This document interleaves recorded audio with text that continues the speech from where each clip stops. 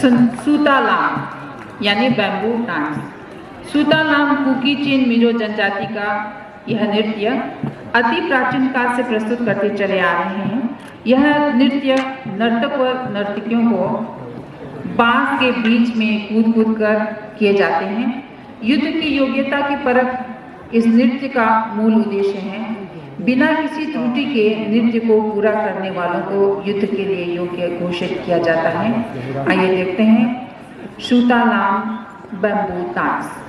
Jangnoi Youth Club cum cultural troupe, Cycle Kagpokpi District, performed the Suhta-Lam, the bamboo dance. Suhta-Lam has been practiced by the Kuki-Chin Mizo people since time immemorial. The dance consists of a set of bamboo sticks.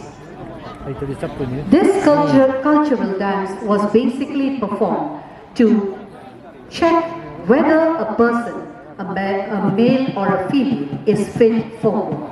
If a person can finish the dance without any mistake, he or she is qualified for war. But if a person cannot complete it, he or she is considered not fit for war. Therefore, this dance portrays a very important and unique